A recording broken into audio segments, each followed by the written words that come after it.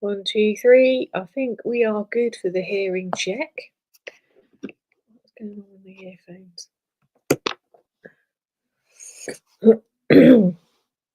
So I hope everybody is doing okay. So we are going to continue with our Gypsy Rose Blanchard investigation, going through all the information and looking at what is truth, what is not true, and seeing where we end up. Now, for a lot of people, their opinions won't change, and some people they may change, depending on where you're sitting on the fence. But obviously, I think it's quite important to go through the information.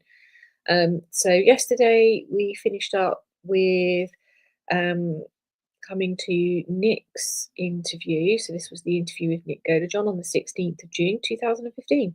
So we are going to continue there, and we are going to go through his interview and the rest of the case book. So I hope you guys are all right. Hi, Donna. So, as you can see on the, we're going all right with the mouth at the moment, but who knows where that's gonna end up with, because it's numbing off and it's not finished yet. She decided that she couldn't quite finish the job, so I've got to go back. It sounded like it was quite complicated, and she gave me like this whole tutorial actually on my tooth and how the filling was and where the root was and how that it could end up needing specialist treatment, blah blah blah. And I'm like, yeah, just get on with it, please. I want to get out of this chair and go home. I really don't want to be here. Don't fuck it up, because if not, just don't fuck it up. Anyway, so my mouth is still numb. We'll see how that pairs later on. I haven't been able to have a hot drink yet. I have managed to eat on the other side of my mouth. So, on June the 15th, while yeah, at least you can understand me. Yeah, I don't know how it's going to fare, Donna. She said the root was raggedy or something, and she started to do something, and then she did something else. Then she took an X-ray, and I'm just like, what? No, you're torturing me. She kept saying, "Open your mouth wider, open your mouth wider." I'm like, I can't not open my mouth any wider. I'm like, come on now. It's actually hurting me to open my mouth full stop. Horrible. Horrible. Not gonna be able to do it if you don't keep your mouth open. My mouth is open. Jesus, woman. Anyway, I digress, but I'll take all the sympathy if you want to give it to me. So, on June 15th, 2015, while assisting with the homicide investigation reference to Dee Dee and Blanchard, I was assigned to respond to the Waukesha County, Wisconsin, which is where my favourite judge comes from, to locate and interview Nick P. Godajohn. On June 16th, at approximately 11 minutes past midnight, I made contact with Nick. In the interview room within the Waukesha County Sheriff's Department, Nick was advised of his Miranda warning, to which he acknowledged and he understood. Now, we've seen that interview, and whilst he acknowledged it, we can question actually what his full understanding was. He initialed and signed the Greene County Miranda form. Well, what we witnessed was that she read it, he nodded his head and signed. And there was a couple of elements where she asked him to kind of understand a little bit further what his understanding was, but not throughout the whole entire thing. This is a summation of the recorded video interview with Nick, and it is not intended as a transcript or exact text of the recorded interview. Hey, Karen. So, Nick identified himself as Nicholas Paul Godajohn, and he said that he was 26 years old and he had graduated from the Nathan Hale High School in West Allis, Wisconsin. And Nick said that he has only lived in the Big Bend for a few months, and that he lived in Waukesha, Wisconsin, prior to moving to Big Bend, and he does not have any children. Nicholas said that he and Gypsy first met via the internet dating site ChristianDatingForFree.com. Nicholas said that he met a couple people prior to meeting Gypsy on the dating site. Should have stayed with them, Nick. Nicholas said the name Gypsy used on the dating site was Gypsy Rose, and he used Nicholas Godejohn. Nicholas said 4 days after meeting Gypsy on the dating site, he and Gypsy decided to start a committed relationship. You know. Now, here, she doesn't surmise in here what a committed relationship is, because he says, you know, we're in a committed relationship. She doesn't put it here. I don't know if this was about here, but the way that we clicked, it made it seem like we somehow were just right for each other. Nick and Gypsy were communicating on the internet site meetme.com. However, the site is very difficult to use, so they didn't stay on the site long. Nicholas said that they did communicate via social networking site, by the networking site Facebook, and he used his name Nick Godejohn. And Nicholas said there was a lot of Facebook accounts that had been deleted, but the ones he most remembered communicating with Gypsy on were the name Emma Rose, Gypsy Rose, and Nicholas Bella Rose. Nicholas said Emma Rose and Gypsy Rose have been deleted. However, he suspected that the Nicholas Bella Rose was still active. the new little thing. I was messing about on ChatGPT, because who knew that ChatGPT can do all sorts of things, including you put in some words and you say, create me a thumbnail, and it did. So I thought I'd stick it on there today. I'm going to get that to create me all sorts of things. Before providing me the name on the Facebook account Gypsy used to communicate with him, Nicholas began telling me about his June 2015 trip to Springfield, Missouri to get Gypsy after she was kicked out of her mum's home. Nicholas explained that he got on a Greyhound bus road to Springfield, Missouri and walked to the Days Inn hotel. Nicholas couldn't recall what kind of clothing he'd been wearing when he got off the bus and walked to the hotel in Springfield, Missouri. However, he thought it could have been athletic clothing. Nicholas explained he had luggage with him and he got off the bus. And Nicholas described the luggage being a red and black Marlboro cigarette duffel bag.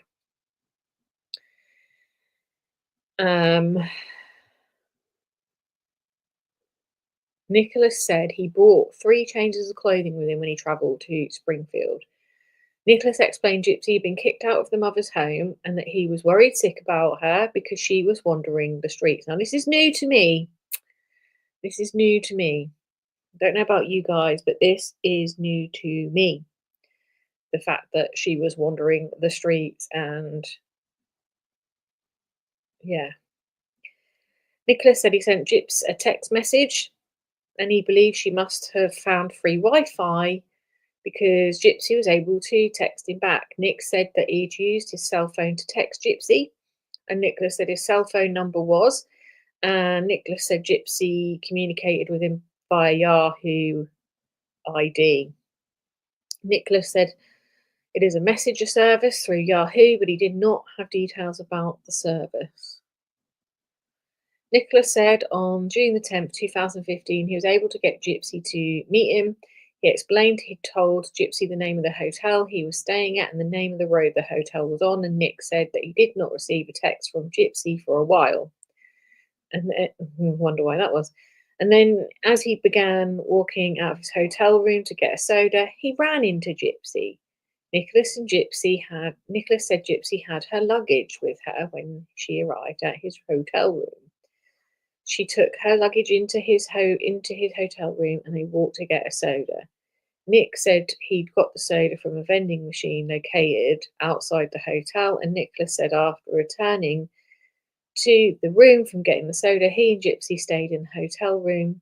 Nick explained that he was in room 227 from the time he arrived in Springfield.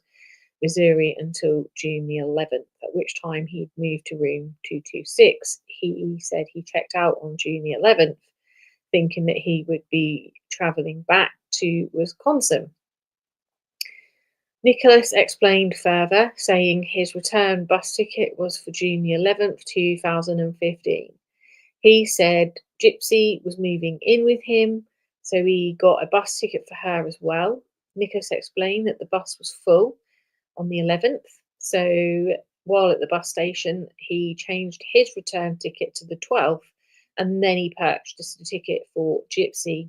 He said after changing the bus ticket and purchasing a ticket for Gypsy, they returned to the hotel to stay overnight and rest.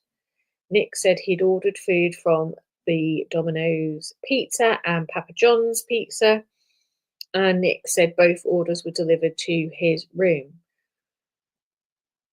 with one being on June the 10th and the other on the 11th. Nick denies he and Gypsy went out anywhere to eat, and Nick said he and Gypsy went back to the bus station on the 12th to travel back to Wisconsin.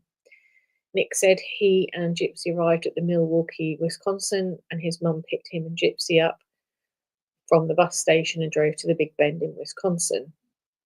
After listening to Nicholas tell his initial story about meeting Gypsy travelling to Springfield, Gypsy being kicked out of her home, and then travelling back to Wisconsin, I explained to him that I knew he had not told the whole truth about the events surrounding his visit to Springfield. So that must have been the lie story, but still I hadn't heard the full lie story, or I've missed a big chunk of it.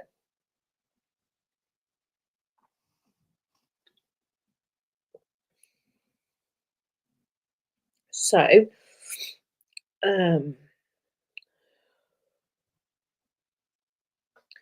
well, he says the truth is I worship her, so there's no way I wouldn't do the honourable thing for her.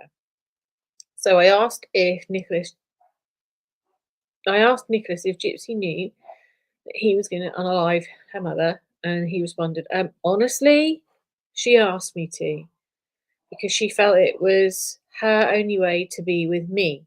Nick went on to explain that Gypsy had asked him more than once to kill Dee.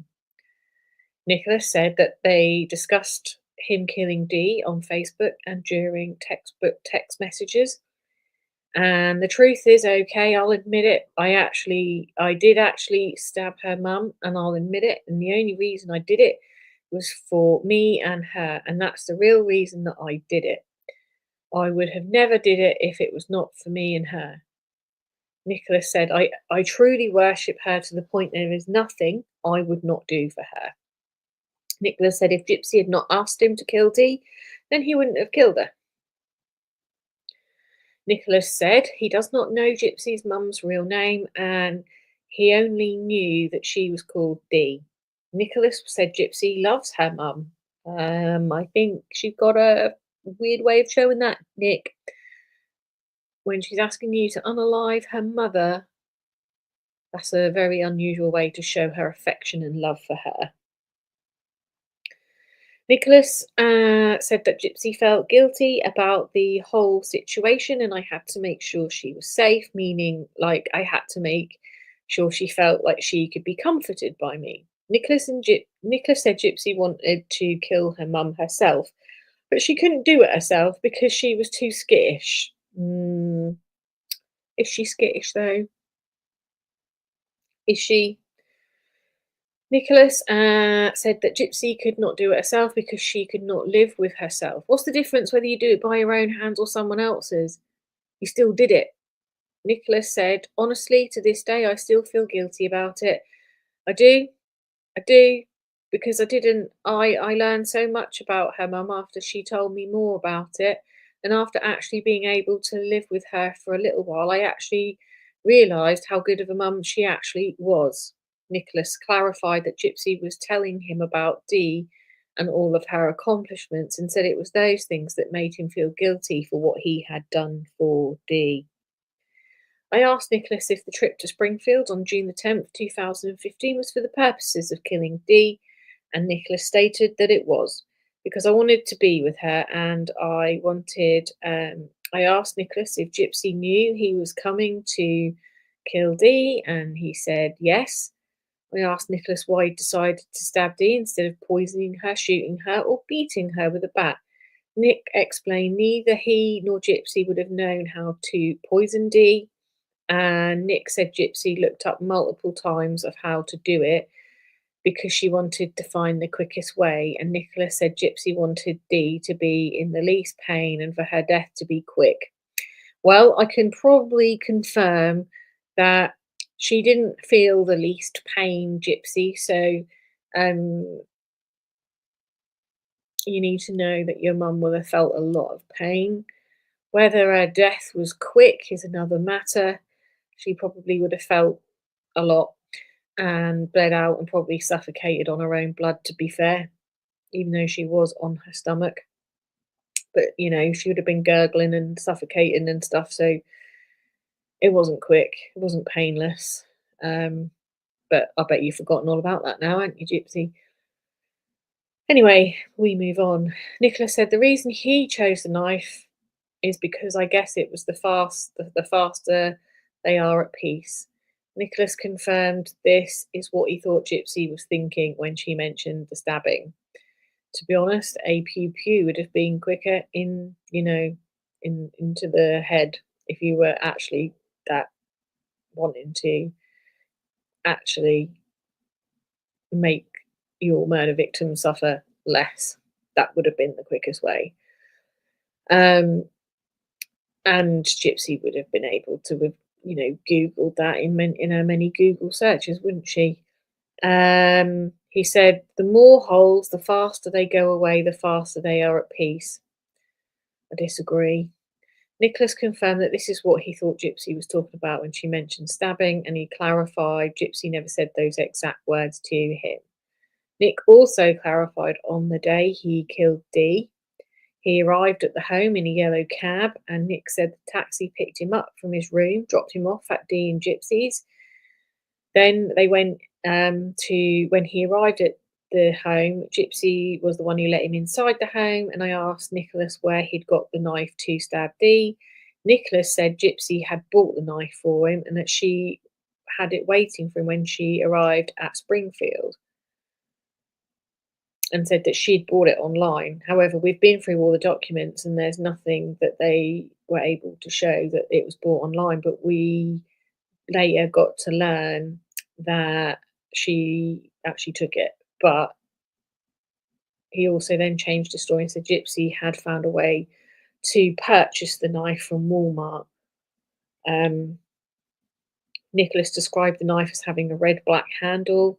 He described the handle of the knife as being squishy. How is a handle not on the knife? How is a knife handle squishy?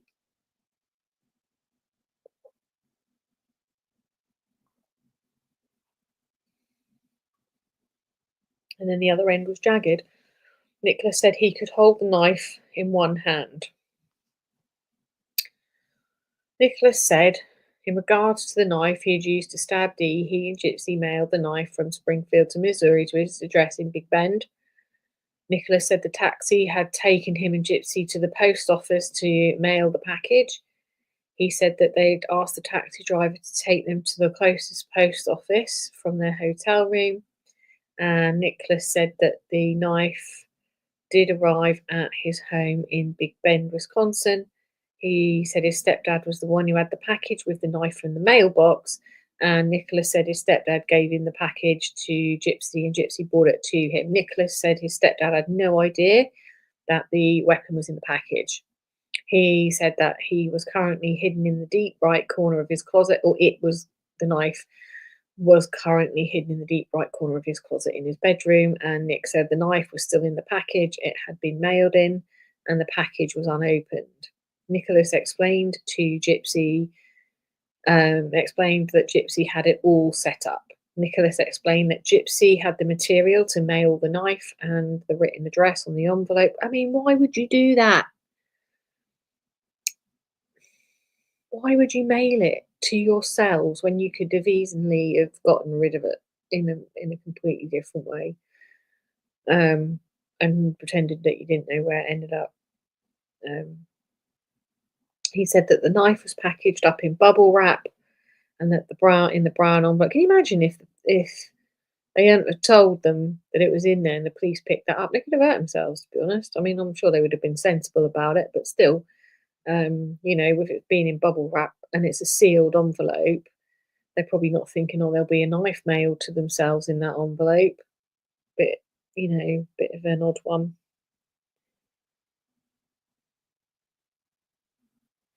Mm, yeah. So this is an odd one. Anyway, so Nicholas said it was both their idea to mail the knife because they planned to, over time, get rid of the knife permanently. They had several days to get rid of that knife and they chose to mail it to themselves, which kind of, with Nick's vulnerabilities, he probably thought that was a good idea and Gypsy will have known. Anyway, we digress and we talk about the unaliving of Dee Dee at this point. So this is probably a bit where if you're not sure if you want to hear it, to exit and come back later. Kind of your trigger warning.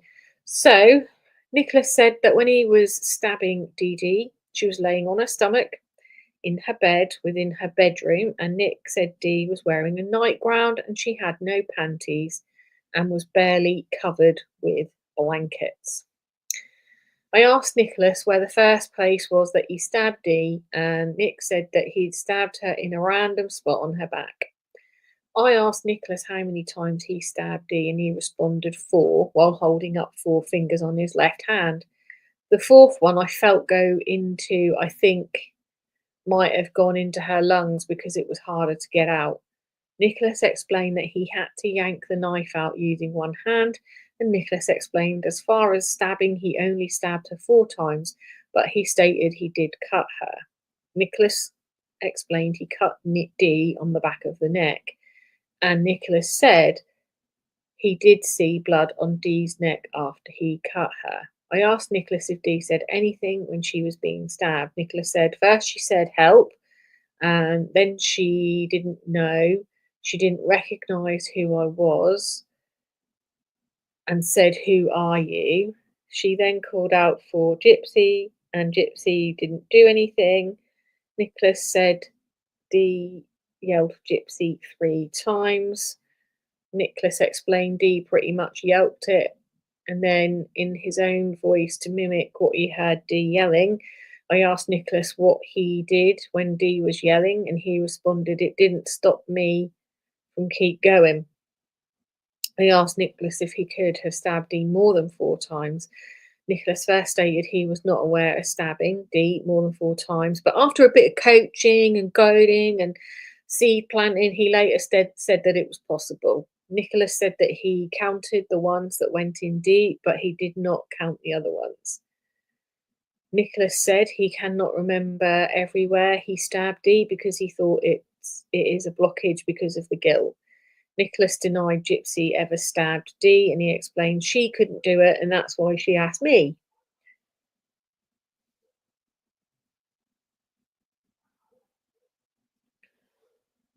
I asked Nicholas where Gypsy was when he was stabbing Dee, and she said she was hiding in the bathroom. Nicholas explained Gypsy was hiding because she did not know if Dee would actually end up killing him. Nicholas went on to explain that she didn't believe I could actually do it, and that's what I think it was. She didn't think I would be capable of it. So I asked Nicholas whose decision was it that Gypsy would hide in the bathroom while he was stabbing Dee, and he said it was Gypsy's decision to hide in the bathroom. Nicholas said that Gypsy went into the bathroom and locked the bathroom door, and Nicholas said Gypsy went into the bathroom and locked the bathroom door, not Nick came in at this point anyway and put his arm around the door and locked me in, or I locked her in. He did not ever allow Gypsy to see Dee after he killed her, so he thinks, because he did not want Gypsy to be traumatized. Nicholas said that while he spoke to Gypsy about raping Dee, he did not rape her. He did not touch her body, dead or alive, in a sexual manner. And Nicholas thought it was disturbing for people to have sex with dead people. Nicholas said that after he was done stabbing Dee, he went to the bathroom where Gypsy was hiding, and he said that they had set up a code prior to her locking herself in the bathroom, not Nick locking her in the bathroom, so Gypsy would know it was him and not Dee at the door. Nicholas went on to explain the code he and Gypsy came up with, and it was to knock 3 times and scratch 2 times on the bathroom door, which would signal to Gypsy that it was him outside the bathroom. Nicholas said that they had discussed several ideas, but 3 knocks and 2 scratches is the one they stuck with. It's very simple, very simple. Nicholas explained that Gypsy did not open the door right away after he had killed Dee and given the signal for her to do that. She wanted to shave her private part and her legs, which we saw the razor in the basket. Got her priorities right there.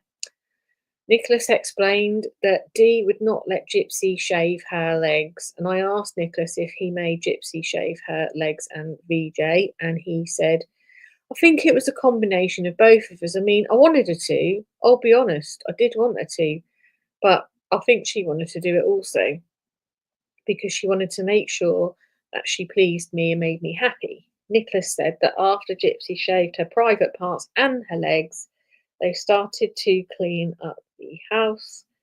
Nicholas said that Gypsy was completely naked while she cleaned up the blood. Nicholas explained that they were cleaning up anything that has memories of her. She took some pictures away and she actually threw them in the trash. She tried to get rid of things that would give you guys the idea that she really lived there. Nicholas, well, that's a new one I hadn't heard about or picked up on. Nicholas said that they did clean up the blood, stating, I believe it must have been mine because I actually stabbed myself in the process, and Nick shows the finger, which had a small bandage on it. Nicholas also pointed out an area on his forearm which was bandaged, and Nicholas said that it had been injured during the killing of Dee Dee. However, the injury had been injured again when he was taken into custody by the Waukesha law enforcement. Now, Nicholas talks about the cleanup that occurred at the home. And Nicholas said for a while he and Gypsy were cleaning together, but then because Gypsy went to get the cleanup done faster, she started cleaning by herself. Nicholas and Gypsy were using a cleaner odour remover. He said the bottle Gypsy used to clean up the blood was a reddish in colour, and Nick said that there was a liquid in a reddish bottle and Gypsy poured this on the blood. Nick said that Gypsy used a paper towel and or wipes to clean the blood, having been told the crime scene contains spray bottles with blue in colour liquid in them. I asked Nick about those spray bottles that had been located in the residence, and he couldn't recall seeing those bottles. Nicholas said that after Gypsy cleaned up the blood that she wanted to have sex with him, because her story is different, of course. Nicholas explained that he and Gypsy had V and A and O sex on Gypsy's bed within her bedroom. Nicholas described Gypsy's bed as being full of stuffed animals, and he said they moved the animals off the bed after they had sex. They put the stuffed animals back on the bed. That'll explain why all the stuff was back on the bed, although there was more than stuffed animals on the bed. Nicholas said that the sex between he and Gypsy was consensual, and obviously I was the one in charge and she went along with it willingly. I asked Nicholas if Dee was making any noise or if she was dead when he and Gypsy were having sex, and he responded she was probably long gone by then. Nicholas said he did not expedite himself during the sex he had with Gypsy or any other time while in the Blanchard's home. Nicholas said he felt he may have had too much stamina or endurance or something like that because it takes a lot to even get in close. Nicholas said the sex with Gypsy concluded when she had an orgasm and she performed oral on him. It's getting a bit graphic. Nick said that after having sex, they realised there was a lot of packing and stuff that needed to get done. So he said they began packing Gypsy's clothes and clothing and movies and whatever she thought would be needed, pretty much. Nick said some of the movies they packed were The Game of Thrones and True Blood. Nicholas said the stuff they gathered during packing was placed in Gypsy's pink suitcase and black backpack. And Nicholas described this being black with some writing on it. Nicholas said after they packed everything that they wished to take from the home, Gypsy began cleaning things in an attempt to get rid of the fingerprints. Nick explained Gypsy used a disinfectant to wipe and patted down all the areas that they may have touched. Nicholas said that Gypsy did this because she did not want him to get caught, and Nick said he did not help Gypsy clean because they did not want the chance of him getting fingerprints in the home. I asked Nick if the Blanchard home was neat and tidy, and he said nope, it was not neat at all. This was my first time ever in their house, and I can't believe how much a pigsty it was. Nicholas went on to explain that one of the rooms of the house had so much stuff in it, it was hard to even get into the room. And Nick said in Dee's bedroom there was stuff stacked on the floor along the edge of the bed. Having been advised that a purple Barney doll had been located next to Dee, I asked Nick if he recalled seeing the purple Barney doll, and Nicholas initially said he did. And then he said it was in Gypsy's room. However, after giving it some thought, he couldn't recall where he'd seen it in the home, and then he later stated he didn't see the doll. Nicholas said that after packing and cleaning, he used his cell phone to call a taxi. Nicholas said a yellow taxi came to the Blanchard home to pick him and Gypsy up. Nicholas could not recall exactly the exact date the taxi came, but explained the sun was coming up when they picked them up. The taxi took him and Gypsy back to the hotel. As he stated earlier in the interview, it was the Days Inn in Springfield, and we've got the room number. After arriving at the room, they relaxed and had cuddles on the bed. Nick said that they talked about their future, about having a family together. And Nick said, we thought we really had a chance to do it. We were really happy about that. And Nicholas stated the cuddling led him and Gypsy to having sex again. And Nicholas said he did not, obviously, fulfill his desires during the contact. He had trouble the entire time that he was in Springfield. Probably the fact that you just murdered someone, perhaps, might have been weighing on your mind, or perhaps Gypsy just wasn't the icing on the cake that you thought that she was going to be, eh? Anyway, I asked Nicholas if he got the blood on the clothes that he was wearing, if he had got blood on the clothes he was wearing at the time he killed Dee, and he said he had, and he had not cleaned his clothes. So that, again, that's his like naked, brutal honesty. Yeah, I got blood on them, and I've not cleaned them either. Nicholas said that he was wearing a black spin jacket, a black shirt and pants, white tennis shoes, and the black shirt had crazy clowns on it. And Nick said clothing and shoes that he wore when he killed Dee were at his home at Big Bend in Wisconsin, within his bedroom. Nick said his bedroom was located in the upstairs portion of the home, adding that the walls of the room are purple. Nicholas said that the clothing was still contained inside the red and black Marlboro duffel bag, and that the clothing had not been washed. Nicholas said that when he and Gypsy had had sex in the bedroom, it was the first time he and Gypsy had sex. Nicholas said that when he met, it wasn't the first time he and Gypsy had sex. When they met at the cinema, she was wearing, can you imagine, Gypsy wearing a beautiful Cinderella dress with a blonde wig and having sex in the bathroom with the toilet on the floor. Nicholas said he took Gypsy's virginity when he had sex with her in the men's bathroom, but we know that's not true. Nicholas explained that in March 2015, this was also the first time he had met Dee, and Nick said Dee was very nice to him. However, the night got ruined in some way. Nicholas said after he and Gypsy had sex in the bathroom, they watched the movie, and they said their goodbyes. Nick said that Gypsy was in a wheelchair when they met in 2015, and that they had only had to be in the wheelchair at home. So Nicholas said Gypsy only had to be in the wheelchair at home. He said only he and five other people knew Gypsy could walk, and explained further that Dee Dee wanted everyone to think Gypsy was 16 and disabled. And he said, yeah, she felt kind of trapped on a wheelchair. And when I was actually trying to encourage her to be able to walk more, Nicholas described the wheelchair as being motorised, and Nicholas said Gypsy has no problem walking. She can get up and down the stairs. She's got no issues, can do it without any assistance. He explained the first time when he came to Springfield that the second time Gypsy paid for his travels to and from Springfield, Missouri, and Nicholas said she sent him cash in the mail for both trips. Donna. Nicholas said, in reference to killing Dee, he had a weird feeling he was going to get caught.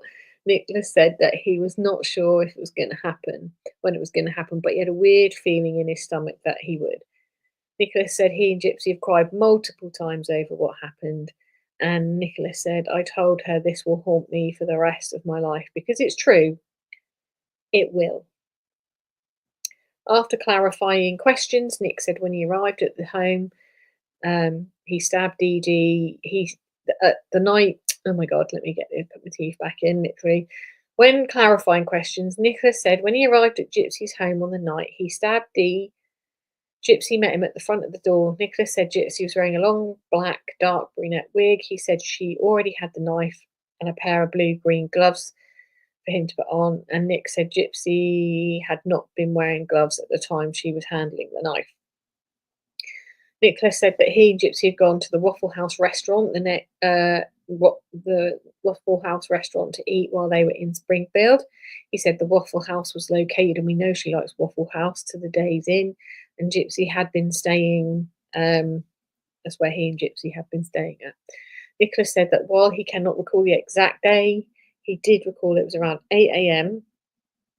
And Nicholas said that he was able to remember the time frame because this was the time he was reminded that Gypsy was lactose intolerant. And Nicholas said he ate a steak and a cheese omelette with raisin toast and a hash brown. I hope you enjoyed that, because that's probably one of the last decent meals he probably had.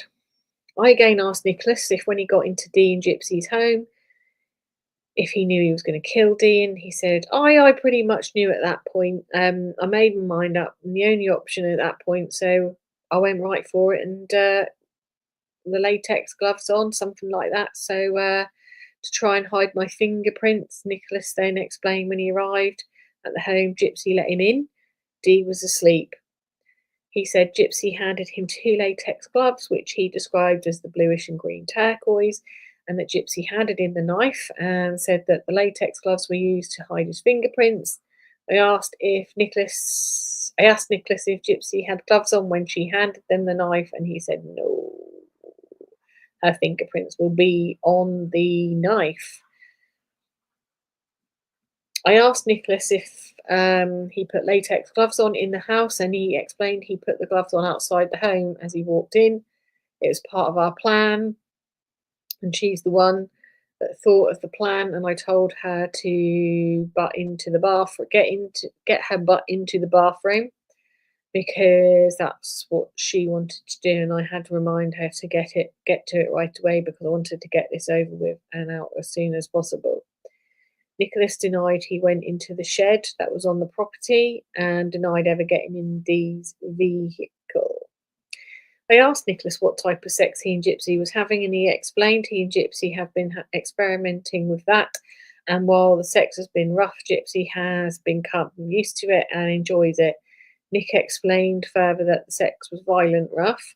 Nicholas said that while he has never hit Gypsy in a violent way, he has bitten her, and he has used all his force when thrusting his thing into the thing.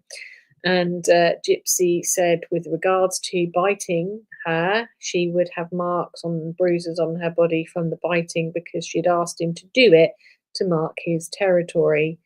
Nick said the first time he'd bitten her, it was because she'd whispered in his ear that biting was a turn on of hers.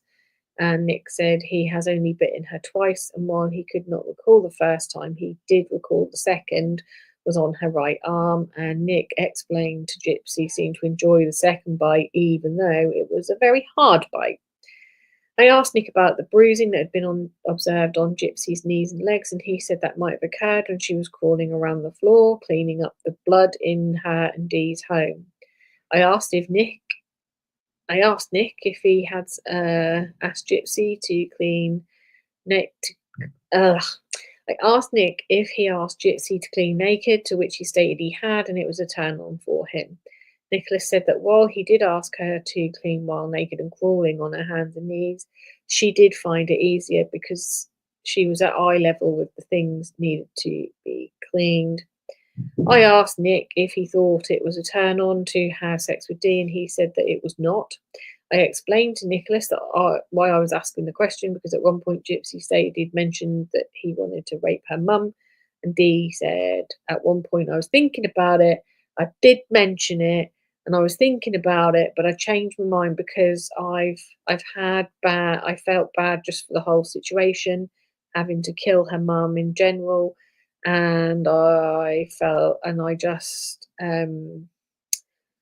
ugh, where was I? In general, so I decided to just kill her quickly, and Nicholas denies touching her in any manner in that way. I asked Nick how long he thought it was he was stabbing Dee, and he said maybe 5 minutes.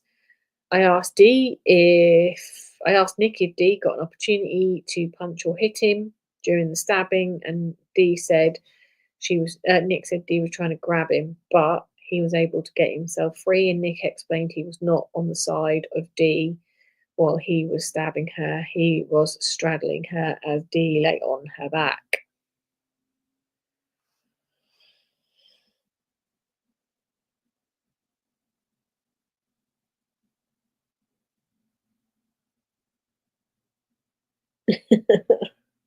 The biting.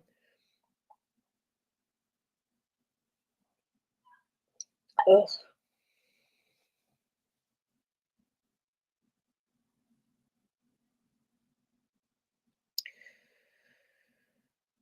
Because she was laying on her stomach, he basically said it was harder for her to resist. Nicholas said Dee did try to put up a fight. I asked Nick if there was if he said anything to Dee while he was stabbing her. Nicholas said he did, and it was like a different form of myself. The thing is that I don't know if she told you. I don't know how much she told you about me, but you're talking.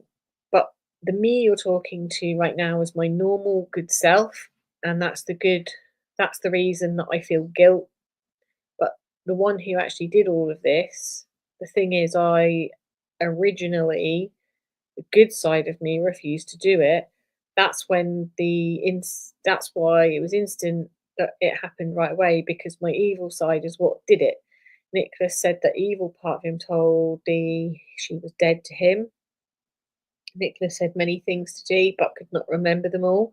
And he did recall saying, "Stop resisting, you know you're dead." Nicholas said he has multiple personalities and that he has never been diagnosed with it. Nicholas said he probably should, if you remember the interview. He said that while he was not taking medication, he used to take medication for the voices he heard in his head. Nick said Gypsy also has an evil side and refers to her as Ruby. And when talking about Gypsy's evil side, Ruby and Nick recalled while stabbing Dee that he told her he'd never get between me and Ruby. Nicholas went on to explain that Gypsy has another personality she likes to call Kitty, and when she explained that it is of a little girl, he said she also uses candy. I asked Nick if the good part of him he kept mentioning was what got him on the bus to travel to Springfield to kill Dee, and he said it was. However, the killing was the solely evil part of him, and Nicholas said the killing of Dee was the only time his evil side ever got to come out in his life. And Nicholas said besides killing Dee, he'd never harmed anyone else in his life. I asked Nicholas about Facebook posts that had been made from the Dee Dee Blanchard's Facebook page with regards to someone being harmed, and he says he does not know the password for the Facebook page, and that those postings were made by Gypsy. Nicholas said that Gypsy had made posts prior to him having knowledge of them and was kind of surprised by it, essentially. Nicholas said that when Gypsy told him about the posts, he thought, what the heck, she's kind of freaked me out. And Nicholas said he felt Gypsy had made the posts to speed the process up. Nicholas went on to explain how he felt about Gypsy and wanted law enforcement to get involved more quickly. Or he felt that that's what Gypsy wanted, to get law enforcement in on it more quickly. I asked Nicholas if he and Gypsy hid anything other than the knife, and Nick stated that they had hid money that they had stolen from Dee, which Nicholas explained as being Gypsy and Dee's savings. Nicholas said he took the money from Dee's bedroom after he unalived her. He said when entering Dee's bedroom, make a quick right, and then there would be a drawer, and he said money was in the drawer of that dresser, and Nick said the money was contained in a pouch. Nicholas said Gypsy had told him where the money was within the bedroom so he could get it, as she had refused to go in the bedroom where Dee Dee was deceased. Nicholas said that with regards to the safe that was located in Dee's bedroom, somehow most of the money, Gypsy got out of the safe because we had a lot of money. Nicholas said with regards to the safe that was located in the bedroom, somehow most of the money, Gypsy got out of the safe because we had a lot of money, he said, and Gypsy took thousands of dollars that they had barely used any of this money, and Nicholas said they intended on saving as a nest egg. Nicholas said the money could be located in his bedroom within the backpack. She definitely is a right one, that Gypsy. At 0144 into the interview of Nick Goderjohn, I stepped out of the room to speak with the Greene County Sheriff's Office Detective Stan Hancock in review of the video footage. While I was out of the room, it should be noted that Nicholas stated, "Oh, I got to tell her that." Yeah, he did. That's the only thing I can think of inaudible. I didn't realise they were going to have a female talk to me. I didn't realise a female deputy or detective. I'm so out of it. I'm just worried about our Gypsy, though. I'm going to ask her a question and maybe she can explain me the answer. I'm going to ask her, besides being honourable, what the truth does, what the truth gets me besides that, because the reason that I think this is because me and Gypsy planned on lying our way through it because we wanted to, because we didn't know how much you guys would know. And if we knew how much you knew, we probably would have perfected it. We should have perfected it before. At first, I did not know how much was known, and then she came down, and I waited for her though, and apparently she's going to come back at 0148 while looking to the right. Nicholas appears to smile, then look at the camera, and then Nicholas begins talking again. So I don't know if I'm going to be able to see her. I really don't know. I entered the back of the interview room at 0148. At the time, Nicholas wanted to know where telling the truth got him, and besides being honourable, I explained that I could not answer that question. I asked Nicholas if he'd ever killed anyone else, and he responded, "Oh no, I haven't." I asked if Nicholas has ever thought of killing anyone, and he said, "Well, I might have had the thoughts going in my head, but I've never actually done it until it happened to Dee Dee." And I asked Nicholas if he thought he was ever going to kill again, and he said, "I can't see it happening." I asked Nicholas if he had stabbed Dee, and then after the smecks with Gypsy. and packed all of the items. Did they ever go back to Dee's room to move any of the blankets from Dee's body? Nick denies moving blankets on Dee's body, and Nicholas said that neither he or Gypsy called 911 to attempt to get her help.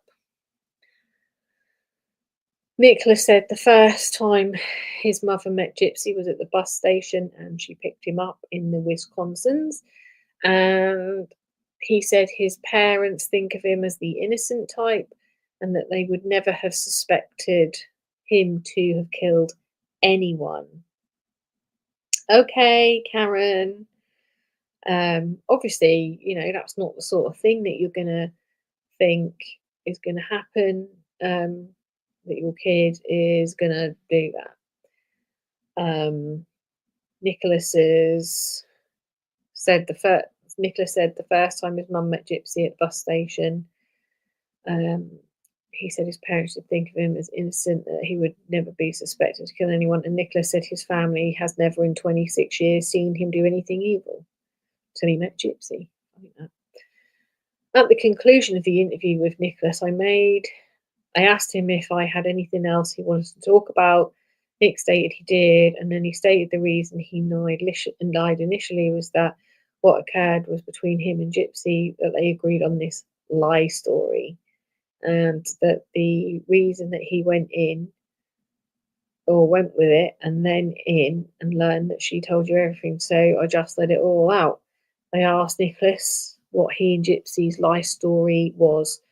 Nicholas said that they were going to say that he had come to Springfield, got a hotel, and she was texting him saying she was on the streets, and he and Gypsy was supposed to act like she'd asked for his room number. I asked Nicholas if she could go back multiple times, if he could go back. I asked Nicholas, I'm just putting words in now.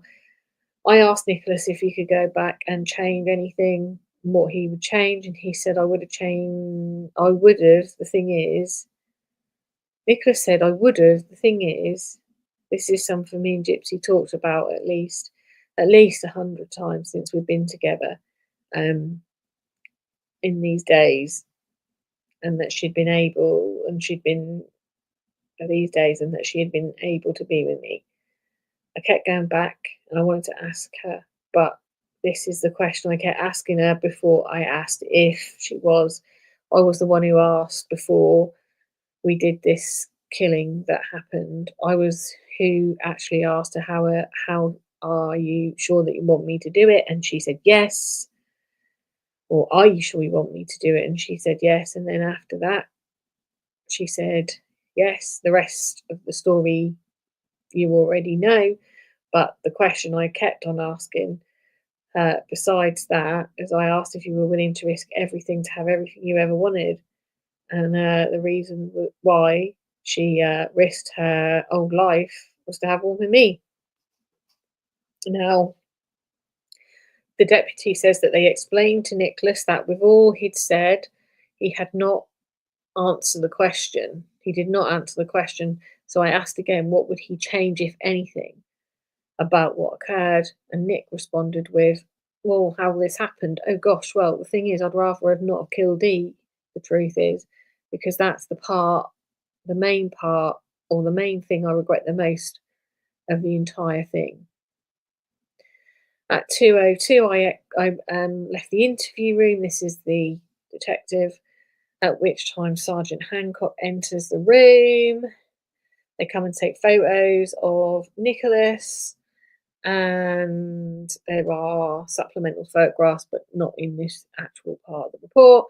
After the photographing of Nicholas, Sergeant Hancock exited the room, leaving Nick alone in the interview room.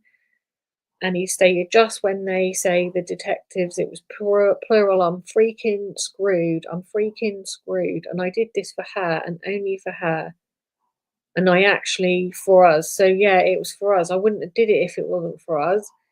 And she knew it was the only way to be together. And I'd apologise to anyone and everyone, except for Dan. Dan is the one I would not apologise to, because apparently she decided to go with it. She screwed me. I actually held it together until I learned that she didn't lie, and I said, screw it, I'll just tell the truth then too. And then I realise how screwed I am right now. The thing is, if I tell the truth like I just did, yeah, it fucking sucks just to having say it, but I really just want the best possible outcome. I wonder what it is. I want to know what this is or what it is. She said that she would get the best for me possible. It was all something was inaudible. And the reason I said all of this was because it was better to just let it out. I honestly don't think there is anything else I can do anyway. I really don't like this situation at all. And I mean, I feel horrible. I miss Gypsy, don't get me wrong. And the thing is, she kind of, I thought she was going to protect me, but then she told the truth, and I didn't know if she did it because, and then inaudible. Um, where is that lady? She said she'd be back. She is probably crying because she realizes, and then it's inaudible. It's something. Is someone really checking on Gypsy for me, please? I've got this weird feeling that she is freaking crying cause what she did to me. Inaudible. I don't know the magic words to. I know the magic words to. I'm going to use the inaudible, see if it works. I hope she comes back in here soon. I can't believe she gave me up. I can't believe this. I better be able to see Gypsy. I just want to be able to hold her and tell her inaudible because I know right now you make me take the fall. You say you're sorry. You should have realised inaudible. You let me take the fall, and it'll be a lonely night after night. It doesn't. I really wish that Gypsy could come say hi. I wish I could just hold on to her, and it's inaudible to her as badly as I do. Inaudible detectives. The thing is, I feel really guilty. There is no reason to punish me for something I already guilt of. I'm already guilt of. Makes no sense punishing them for something they already know they're guilty of, meaning inaudible. There is no need to sentence me to anything.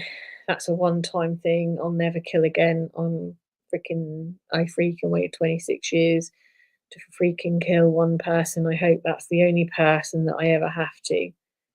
The DVD audio recording of the interview with Nick has been logged into the Greene County Sheriff's files in the property as evidence, and the original Greene County Miranda form has been logged to the Sheriff's Office property as evidence.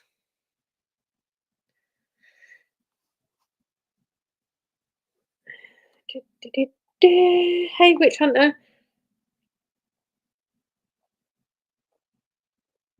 So this is just the logs, the Miranda warnings, waivers of rights. What is this? This is in relation to the search and the search warrant. This is for the address at Nick's.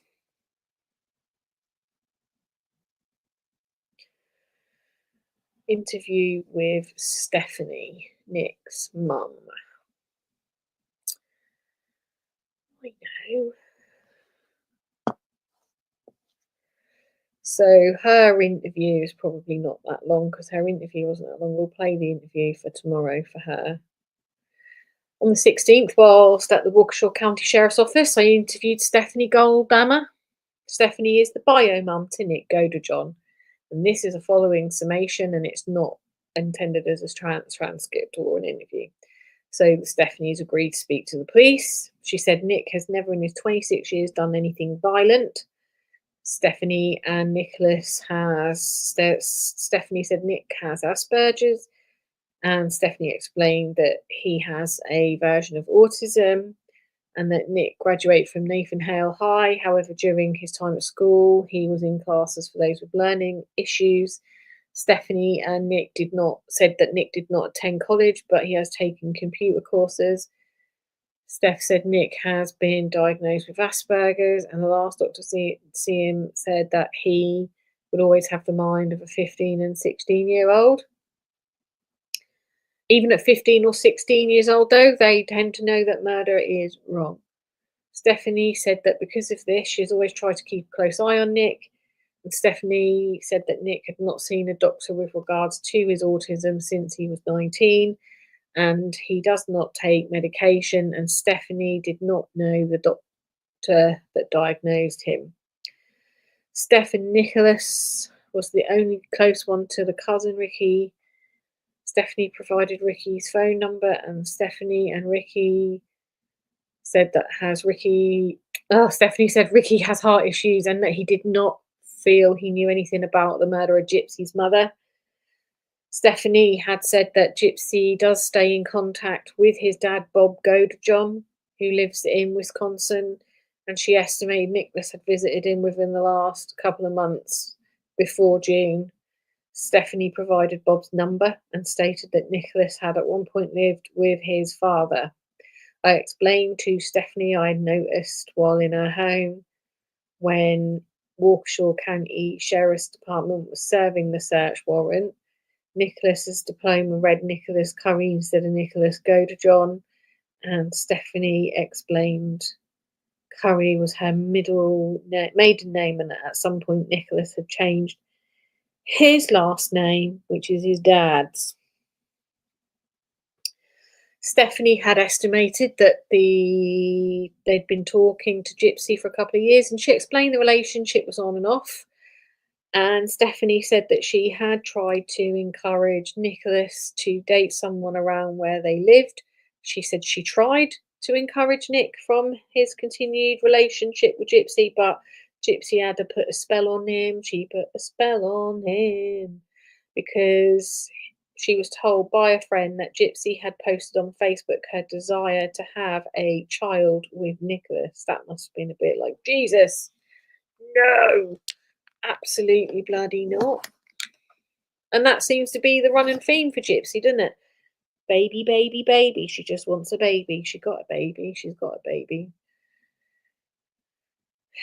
Stephanie and Gypsy sent Stephanie said Gypsy sent Nick a ring in the mail.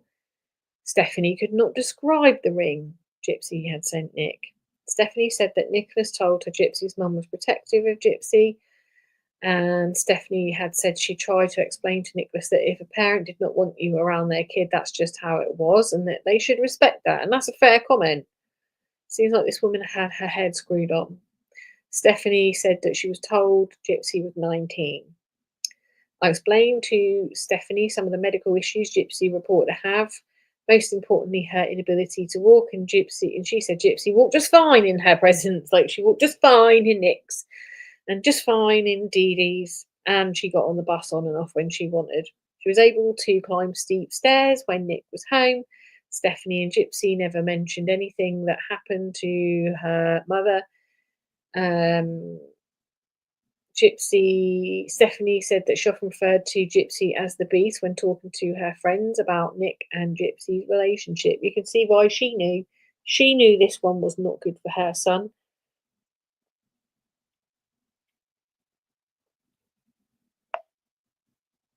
Stephanie said that when Nicholas told her he wanted to go to Missouri to see Gypsy, that she was concerned for him and his well-being. He'd never travelled alone before. Stephanie said Nicholas had gone to Springfield, Missouri one time prior to the 19th, and stated that on both of Nicholas' visits to Springfield, they occurred in the year of 2015. Stephanie was asked if there was anything she wanted to talk about, and she said she wanted everyone to know, as much as she and her family had tried to get Nicholas to realise there was other people to date beside Gypsy, he would not, and he would get upset with them for saying those things. And Stephanie said Nick had always been a good kid and never had problems with him, and Stephanie said that Nicholas had never become angry and assaulted her. She went on to explain that when he gets frustrated, he cries, and Stephanie said that she almost felt like Nicholas was safer in jail than actually being out of it and having contact with Gypsy. She knew. She bloody knew.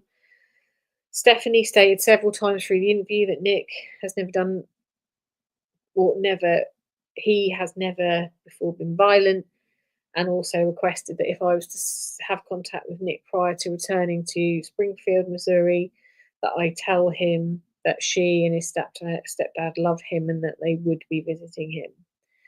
At the conclusion of the interview, Stephanie was escorted to the lobby of the Waukesha County Sheriff's Department by the Waukesha Sheriff's detective. The DVD and recording of the video we've seen on YouTube, but we will watch it tomorrow because we haven't seen it here.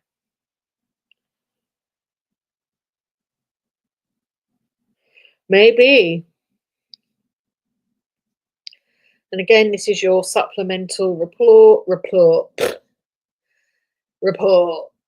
On the 16th, while assisting with the homicide investigation with reference to Dee Dee, through the interview with Stephanie, I learnt that Nicholas Godejohn's best friend was his cousin Ricky Godejohn. Stephanie provided me with his number. They attempt to contact this Ricky Godejohn, leaving messages. On the 30th, I received a call from Tina Godejohn. At the time, she advised she was Ricky's mother and guardian, as Ricky has severe autism. I asked Tina if she would allow me to speak with Ricky, and she stated she would have him call me after he got off work. On the 30th, at around 3:15, I received a phone call from Tina and Ricky. The following information was acquired. Ricky has never met Gypsy. Nicholas has shown Ricky pictures of Gypsy that she had sent to Nick, including video of herself where Ricky believes it is saved on Nicholas's hard drive. Sorry about the dogs, guys. Nicholas told Ricky that Gypsy would steal lingerie from various stores so she could take pictures of herself wearing the lingerie, and that she sent the pictures to Nick. Nicholas has never spoken to Ricky about any plot to kill Dee Dee, and he never mentioned killing Ricky after it had occurred. Nothing further was gathered from the phone interview, and both Tina and Ricky were encouraged to contact them again if they had anything further to say. Yeah, the Puglies are just, I don't know what they're about. I don't hear fireworks, but it is potentially that they can hear, and we can't. I am upstairs. They are downstairs with Mrs. AD, being little puglets. So these are the Facebook messages or messages communicado already put with into evidence. Completed a supplemental report. So, hello, Mr. Godejohn. My name is Gypsy Rose. I'm Nick's girlfriend. I just wanted to formally introduce myself. It's nice to meet you. You have a wonderful son. He speaks highly of you, sir. Anyways, again, it's a pleasure to make your acquaintance. So have a wonderful day. Hi, Mr. Bobby. I heard you and Nick. Hi, Mr. Bobby. I heard you and Nick's mum are worried about him travelling on his own. I can understand that, so it's a bit of a concern. I will be paying for everything, including the hotel, eating, and gas money. If someone could drive Nick down here to Springfield, MO, it's a small city, and the reason Nick's coming is to visit me. We are going to the movies to see Cinderella on the 12th at 5. So we are going, so we are planning this trip for about 2 years because we wanted to see this movie and meet up for the first time. So I've paid for the Greyhound bus ticket, round trip, of course, but I can understand that you all are worried and only want Nick to be safe. This is where she's at the point where she's like, I'll look after your son, and makes out that she's going to look after him. Yeah, they should be banned after the 5th.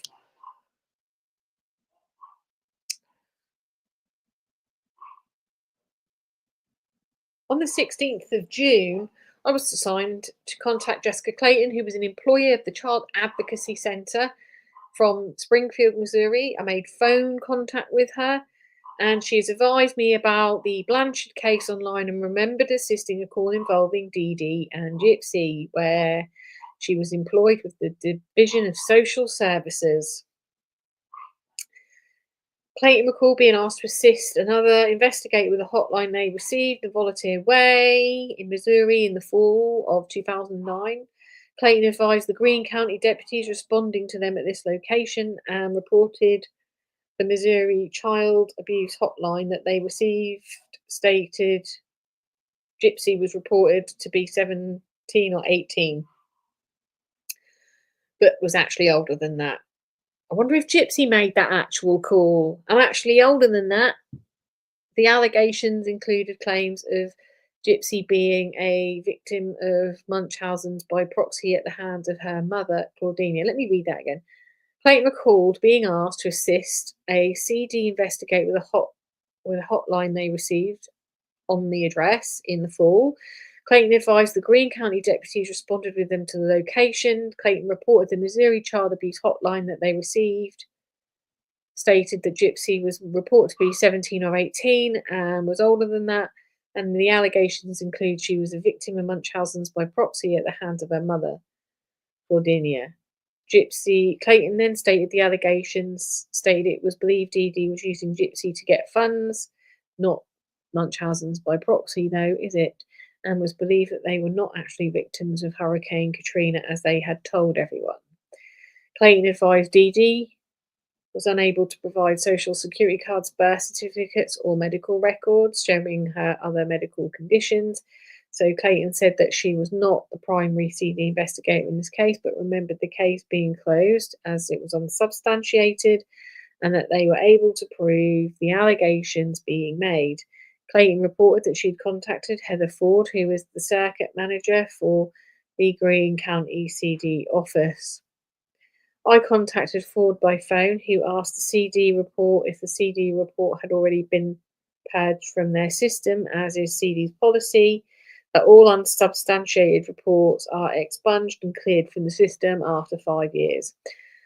Ford asked that I submit a written request for information for this investigation and that she would have archived the information and checked to see if any reports or information still existed that she could have for this incident. A check of the Greene County Sheriff's Office's records database shows that the report was entered on October the 26th by Deputy Greene.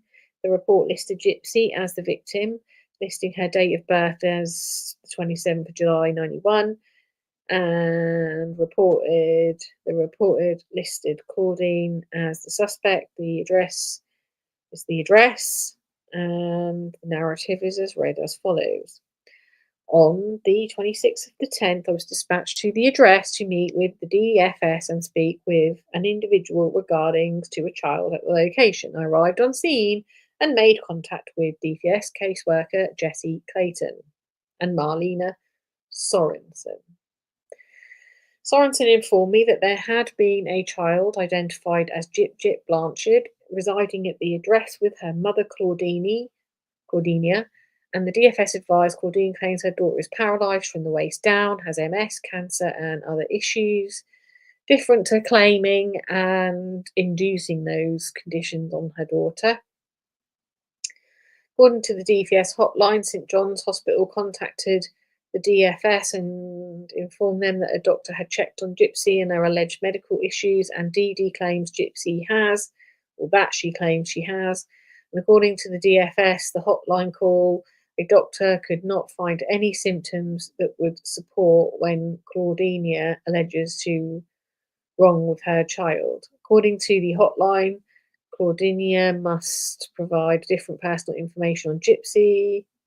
According to the hotline, Claudinia provided different personal info on Gypsy due to the inconsistent birth dates and the lack of medical diagnoses, and DFS wanted Gypsy checked on to ensure she was not endangered or a runaway. They also wanted to ensure that Claudine was the biological mother. Should have clarified who the biological father was.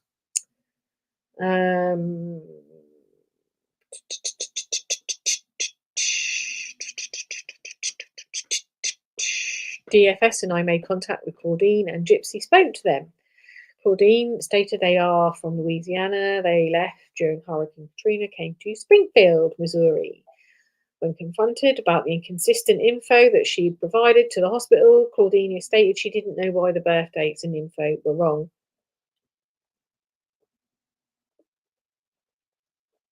After further investigation, it was found that Claudinia had a bad marriage, got a divorce, and due to the fear of her ex-husband, I mean, Rod's not anything to fear, I do not think, Claudine had changed her daughter's information at the hospital so that her ex-husband wouldn't be able to find them. So that's a new one. That's a new one. I hadn't heard that one before.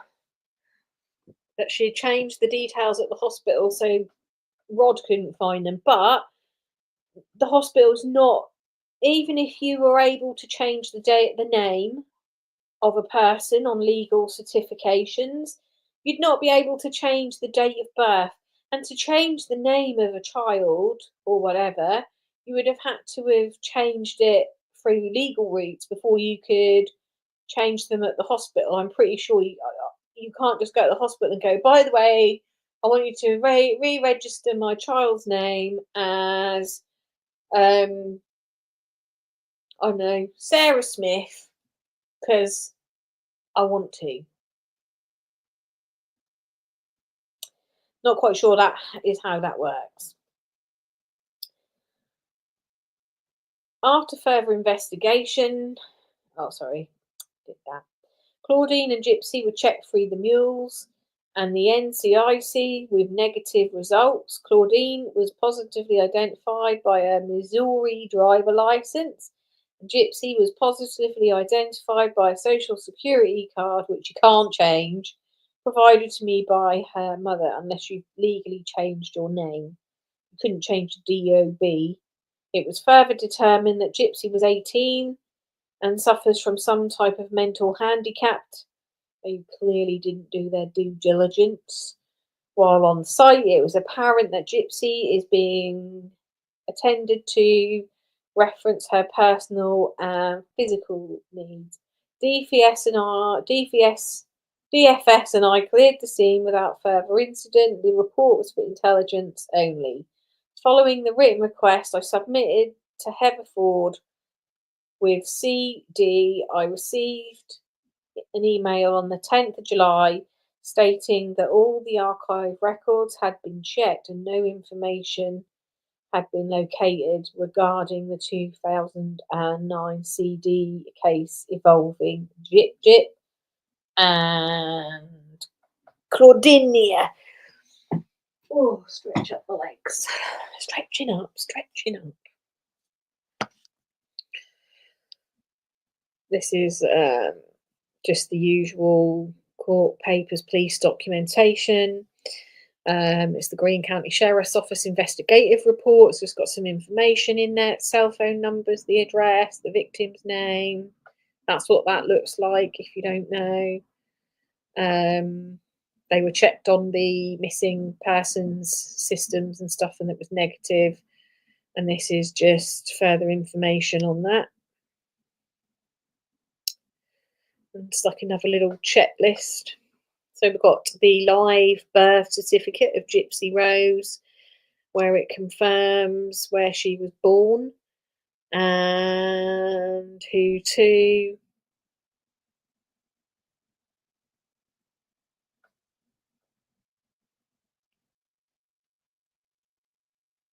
And Rod is on there.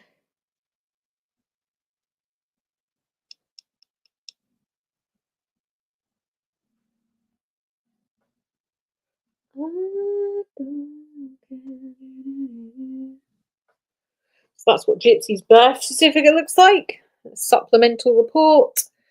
On the 4th of January 2016, I conducted a proffer with James Crippen at the federal court. Mr. Crippen's attorney was present. And the proffer concluded at 11:28. Very quick proffer. A brief non-verbatim synopsis of the interview is below. I began by interviewing Mr. Crippen and asked what he wished to discuss, and he said he had information regarding a couple of different peeps. I asked him to talk about each of them separate, and he agreed. Crippen provided information regarding 5 separate individuals, which are detailed in the separate supplements to protect the integrity of different investigations. Crippen first began speaking about Nick. He advised that Goda John is a podmate of his, and they attend rec time together at the rec yard at the Green County Jail. Crippen stated that Goda John began talking about his girlfriend only identified as Gypsy. Crippen reportedly told Goldie John that he had reportedly told Goda John that Goda John and Gypsy must really care about each other, and he said Goda John began confiding in him sometime around Thanksgiving, and in total, Crippen believed that they had 3 or 4 conversations about the murder. He said the last conversation they had regarding this incident was approximately 2 weeks ago. Goda John said he met Gypsy on the internet. He did not know how or where on the internet they met, and he said, well, that's not true. And he said that the two had decided to meet. Goda John reportedly told Crippen the decision was made for Goldie Johns to travel to Springfield, MO, Missouri area, where he would have to kill Gypsy's mother, and that Gypsy could leave the area with him. Crippen said Goldie John told him the initial plan after killing Gypsy's mum, and that was for Goda John and Gypsy to travel to Louisiana to stay with family. Crippen believed that Gypsy has family in the area but wasn't positive. Crippen did not know when Goda John arrived in Springfield or exactly where he is from. He also did not know how soon after arriving that the murder occurred. Crippen said that Goda John began talking about what it was like to kill Gypsy's mother, and Nick said that it made him feel good, and that as he was stabbing her, and said he'd do it again for Gypsy. Goda John told Crippen Gypsy's mum kept fighting him, and he was repeatedly stabbing her and repeatedly kept telling her to stop fighting. And Crippen wasn't positive of the exact words, but it was something like, death is calling you, stop fighting. Not being funny, but I mean, to me, this report doesn't add too much. Crippen then said that the two would talk while walking laps together in the rec yard, and I asked why they stopped talking, and Crippen said it was because Goda John was transferred to solitary for writing on the walls in the rec room. He was trying to write messages to Gypsy, who also uses the rec yard. Shows you his desperation, really, doesn't it, on that relationship? I asked Crippen what the purpose was to provide the info. He said he was hoping it was helpful to use it to help his legal situation. Oh, Jesus, anyone in this prison seems to sell anything to get their legal situation. I asked if he had anything else regarding Goda John. He said not that he could think of. After completing the interview, I searched the case net for Goda John in Greene County and found the case file for Nick Goda John and his date of birth. This was filed on the 6th of the 9th or the 9th of the 6th with the count of murder first degree and 1 count of armed criminal action, and the case number is identified as documented.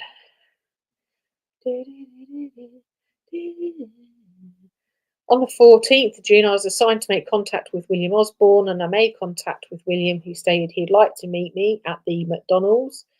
Good place to meet, I suppose. He told me he was a member of the Star Wars Club that MCIS and Gypsy was a member of. William told me he knew Gypsy wanted to talk to me in person, and I made personal contact with William at the McDonald's. William stated that he was concerned about Gypsy's well-being, and if her wheelchair was at her residence, then he feared something horrible had happened to her. William said he'd contacted several of the MCIS and 501 Street Club members, and none of them knew where she was, and they were all concerned. William was unable to give any pertinent information about the whereabouts of our Gypsy Rose and told me he wanted to help in any way he could. I gave him a business card with the phone number and told him to just drop me a call if he discovered any more information.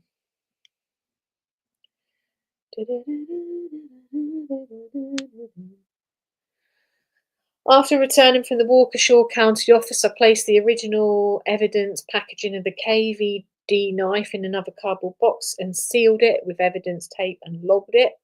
Detective Sergeant Jim Stanley was tasked to open the KVD knife from the original packaging at the Waukesha County Sheriff's Office. Detective Stanley retrieved the cardboard box which contained the KVD knife from the Greene County Sheriff's Office property. While in the Greene County Sheriff's Office evidence packing the room, Detective Stanley put down a fresh butcher block and then put the gloves on. He then opened the cardboard box and opened the cardboard box with the Greene County Sheriff's evidence tape on it, and Detective Stanley pulled out the original evidence packaging from the Waukesha jail office. Detective Stanley pulled out from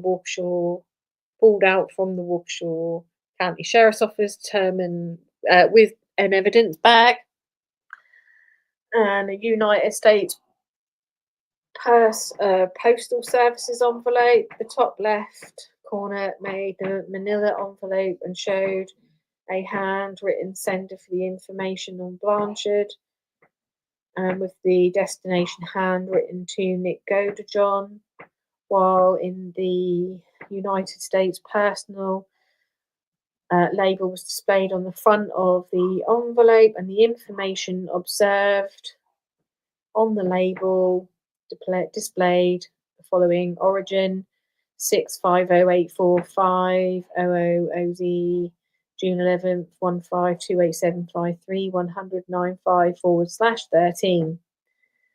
A price of $2.94 was indicated on the label, and below the US postage paid, the label indicated that the package was sent USPS first class. The label indicated a United States Postal Service tracking number. That's that on there. Detective Stanley pulled out the United States Postal Service envelope with another envelope which contained a red and black handled KVD brand knife with the black in colour sheath on the blade and of the knife, and the two blue colour latex gloves. Are they latex, those gloves? I don't think they are. I thought they were just blue, like nitrile blue, because you tell the difference between the non-latex and the latex. The latex gloves both had dried blood on them.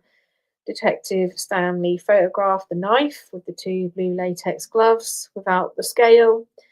I'm assuming that means those ruler type things with the scale. Then with the scale, after the photographs were taken, they uploaded through the server.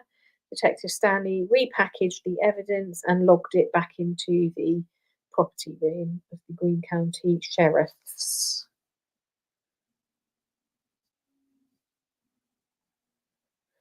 I was notified by the video from Gypsy's cell phone videoing herself to Nick. I was notified by the Springfield Police Department's computer forensic analysis Michael Costello in reference to the audio-video footage located involving Gypsy. The audio was 15 minutes long, and the following summation of what was recorded of Gypsy. It is not intended as a transcript, but a transcript, but shortened down. In this video, Gypsy appears to be wearing what looks like a black in-colour jacket with a red wig, addressing it to Nick from Gypsy, calling him Sir. And she states, "Hi, sir. This is Ruby." "Hi, sir. Hi, sir. This is Ruby, and I'm making this video an introduction." And Gypsy admits Ruby is her evil side. I wonder if Ruby still exists in her evil side. "Hi, sir. I'm Ruby." Gypsy stated in the audio video that she likes to get into trouble. No, she doesn't. And she is not sorry when she gets caught. Yes, she is. No, she's not actually. Gypsy stated her caring was broken and she was not scared of law enforcement. Yes, she is, but that she would be scared of Nick's evil side. Gypsy stated that she would do anything with Nicholas to include murder, rape, and assault. Gypsy tells Nick if at any time a girl tried to become his girlfriend, she would kill him. Kill them. She would kill him with pleasure. And there would be lots of gore and blood. So Gypsy can kill, because her bad side states that she would do so.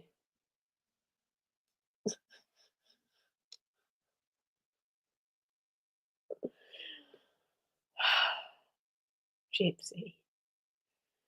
The one card that I've got hold of over you is Gypsy.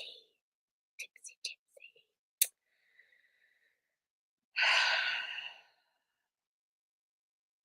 But Gypsy did state if that the girl was just trying to get to Nick for sex, she might allow it. But if the girl tried to get with him as his girlfriend, she would kill her. And that they could kill her together. Gypsy goes on to say how if it were family members murdered, she would not be so brutal. Really, Gypsy? Really? I'm not so sure about that. I'm not so sure about that, to be honest. Because I think you plan Dee Dee's murder to be as brutal as you could have it. And then she would have to step back and let him handle it. Because it's family. It's family. It's family. I can't do that. I can't do that. I can do anything but that. I would do anything but that. I'm not gonna do that. But if it's someone that wants to date him and or just have sex with him, we're all good. They can have sex. That's fine. Make it make sense, because that doesn't make sense. Because like just dating him would be better than them just doing the smex thing if they were just dating, like going out and just hanging out. But if they do the smexy thing, that's like it's like personal. But that's okay. No, Gypsy has stated that she would allow Nick to grape her at any time he wanted to, but not physically assault her. But she was okay with rough and that. And then Gypsy talked about the romantic side of Ruby and how Ruby was not touchy feely, but Kitty, Candy, and Bella were the most romantic sides of her. Yeah, I think we've established that.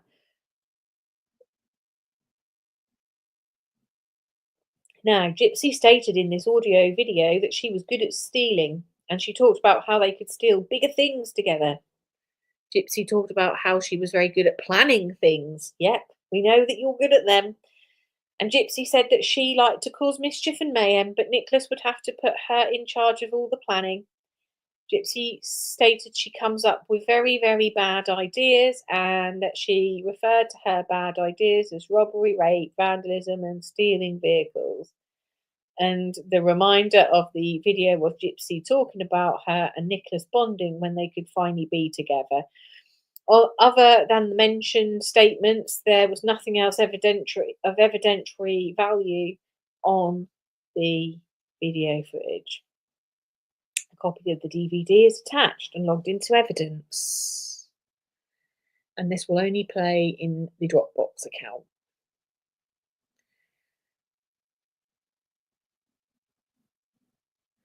So this is talking about the crime scene diagram. This is talking about the shed and the car. And talking about searching the exterior of the property. They did a grid search outside the residence. The search had to be called off twice due to the lightning strikes in the area. The evidence outside the residence, the evidence was marked with number placards and photographed and then collected. They talked about the search warrant in here and the key not unlocking the door. They then proceeded to the side door. The key allowed them to unlock that door, but Sergeant Stanley attempted to open the door. He was met with resistance. Why were they doing all that? Because the dude went in and unlocked the door. We talk about going through the property, and once inside, so this is obviously getting them inside the property. Sergeant Stanley goes into a bedroom on the west side of the residence, and that's when they enter a bedroom. I observed the light that was on in the closet in the northwest corner of the house. This illuminated the bedroom just enough that I was able to see a person laying in the bed. I observed to be a female, or I observed what appeared to be a female laying on her stomach with what appeared to be with blood on her neck. And I could see the female was wearing a white in colour shirt with some type of design on the clothing. And this female was partially covered in a pink blanket, which was covering just about waistline and the lower portion of the body. In addition to that, they say the sheet also appeared to have blood on it. Sergeant Stanley checked for a pulse and could not locate one.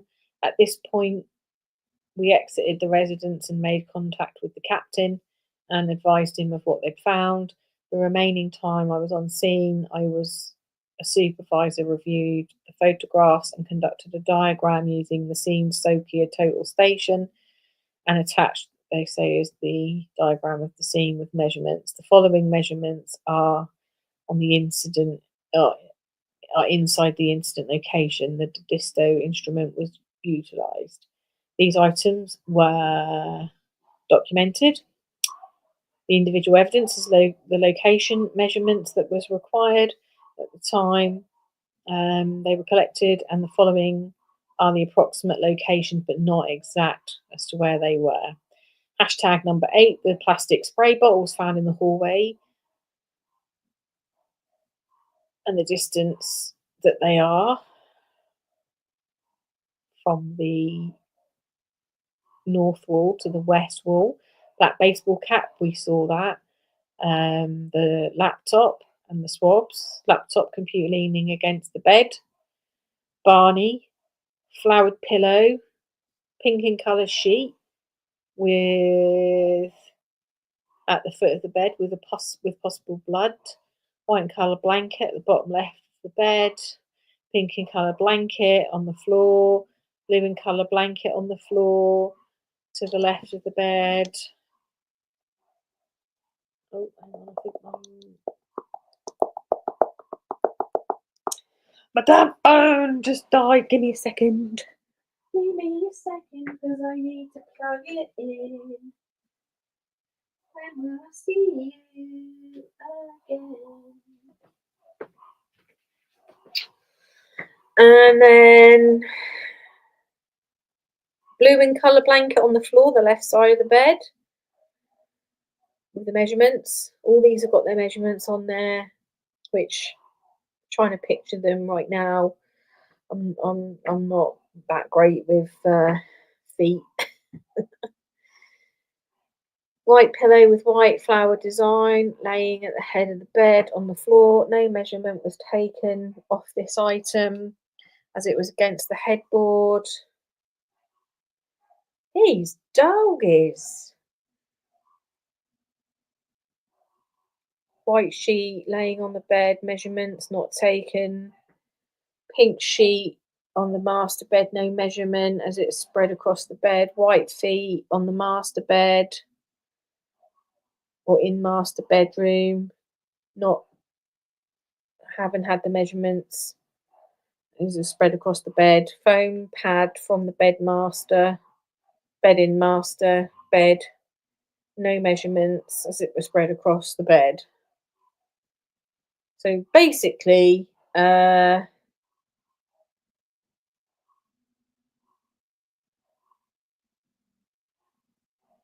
on, let me get back to my chat because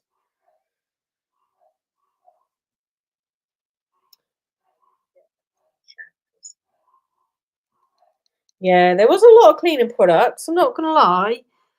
We can't deny the cleaning products. And then, so these are all the things that we saw in the photographs. So I don't really need to go through all of those, but we can see that there was wet wipes, the blood swab of the exterior doors, cups, cleaning products, towels, all that kind of thing.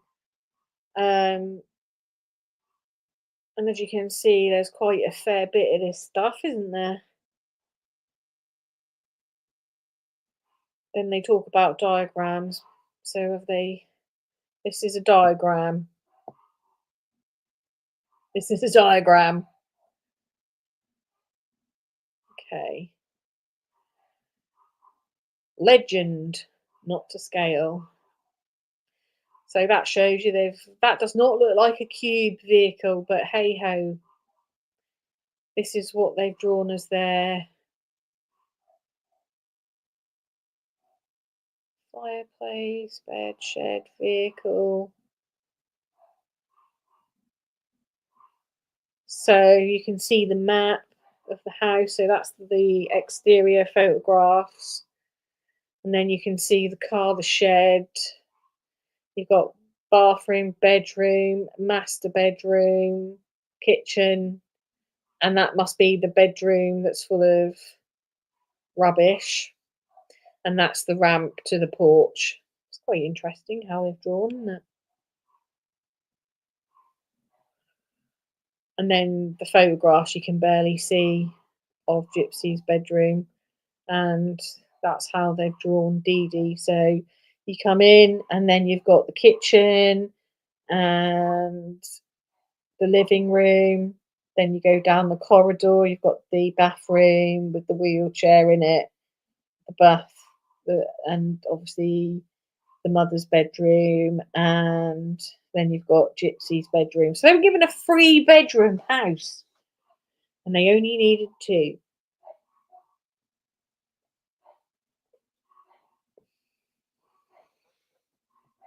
Maybe they got a third bed. Maybe they get a 3-bedroom in case they need a carer or something. So the DNA analysis, the baby is not the father. The father is not Ken. I'm kidding. The DNA shows that Kenneth Euchre, you are the child's father. Well done. Well done, you. You've got stuck with Gypsy for the rest of your life. Just don't try and leave her because we know how that will end.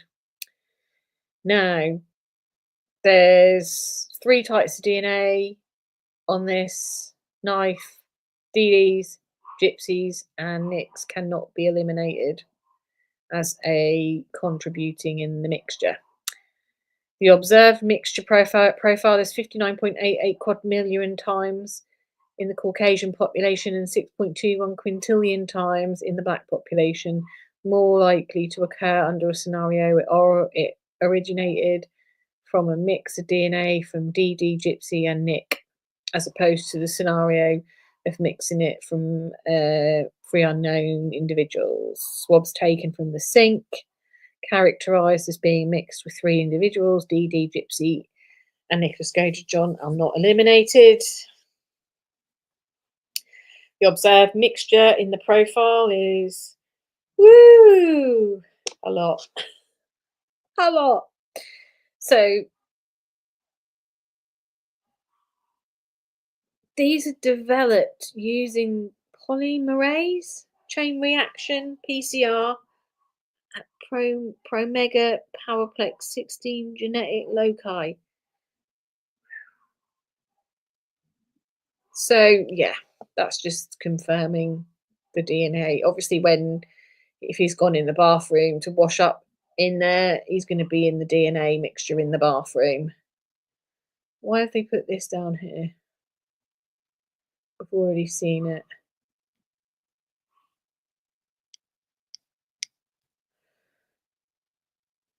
So yeah.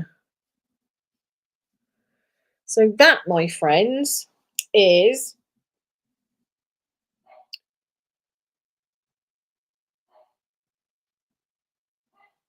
the documentation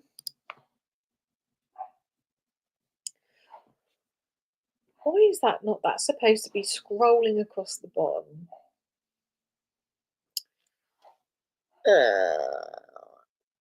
I wanted it to be rolling.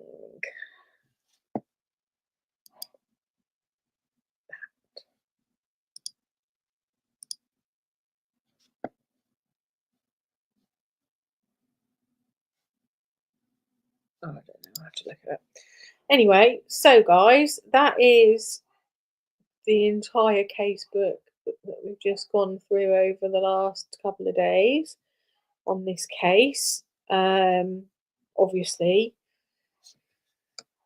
there's quite a lot of information in there, but a lot of it we've seen and you've picked up and we've heard in those interviews, haven't we? And then there's again a couple of bits that I seem to have not heard in, even though I've watched things multiple times, and that happens in this game. But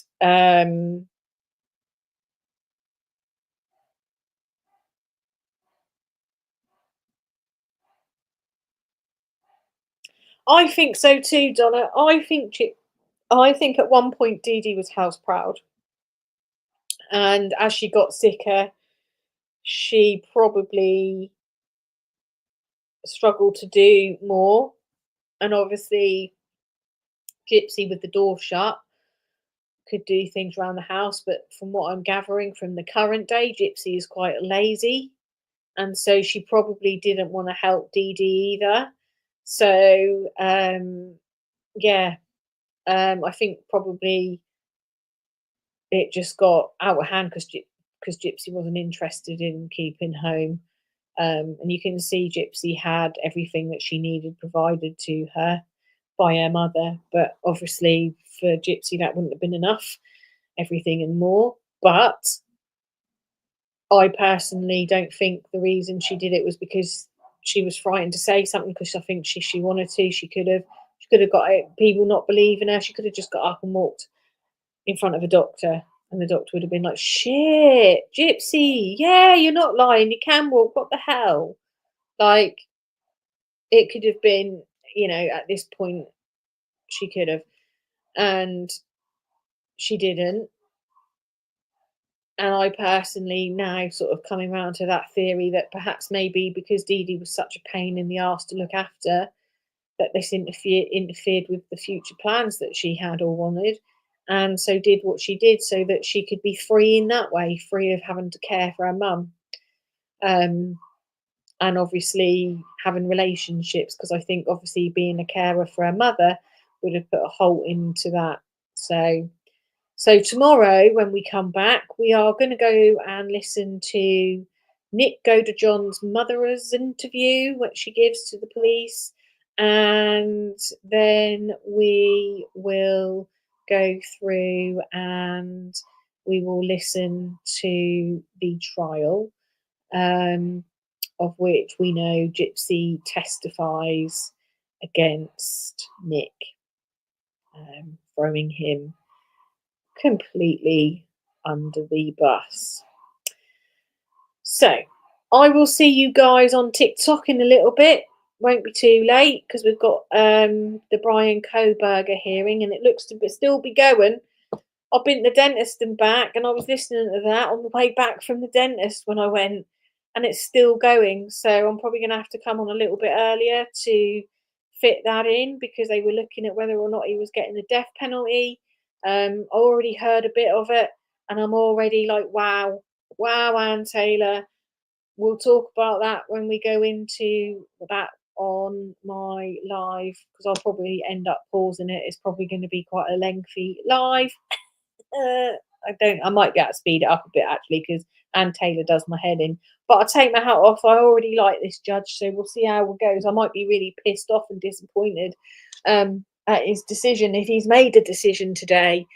But I will see you guys this evening on After Dark Coffee and Crime on TikTok. If you're not over there, do come over. Make sure you have hit the subscribe button over here. Make sure you've hit the like button, and make sure you hit the notification bell, and then you won't miss me when I am here. And yeah, love to you all. Stay safe and have a good rest of your day, evening, or morning, wherever you are. And I'll see you guys very, very soon. Thanks, guys.